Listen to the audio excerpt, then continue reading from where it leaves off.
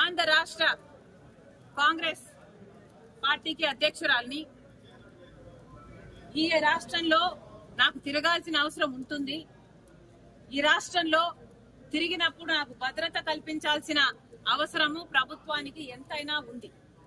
కానీ అవేవి పట్టనట్టు ఒక మహిళ అని కూడా చూడకుండా, అధ్యక్షురాలు అన్న ఇంగితం లేకుండా ఈరోజు మేము అడిగినా కూడా మాకు సెక్యూరిటీ కల్పించడం లేదు అంటే మరి మీకు ప్రజాస్వామ్యం గురించి చిత్తశుద్ధి ఉందా? ప్రజాస్వామ్యం ఇది అన్న ఆలోచన ఉందా, గుర్తుందా అని అడుగుతున్నాం. మీకు సెక్యూరిటీ ఉంటే సరిపోతుందా? మీరు పెద్ద పెద్ద కోటలు పెద్ద పెద్ద గడిలలో కట్టుకొని మీరు బతుకుతే సరిపోతుందా? మిగతా వాళ్లకు ప్రజలకు భరోసా ఇవ్వాల్సిన అవసరం లేదా? ప్రతిపక్షాలకు రక్షణ కల్పించాల్సిన అవసరం లేదా? అంటే మా చెడు కోరుకుంటున్నారనే కదా దాని అర్థం. మాకేదైనా ప్రమాదం సంభవించాలని మీరు అనుకుంటున్నారనే కదా అర్థం. ప్రమాదాలు సంభవించడమే కాకుండా ప్రమాదాలు కల్పించే వాళ్ళలో కూడా మీ వాళ్ళు ఉంటారనే కదా మీరు చెప్పదలుచుకున్నది. ఇది ఎక్కడ ప్రజాస్వామ్యం?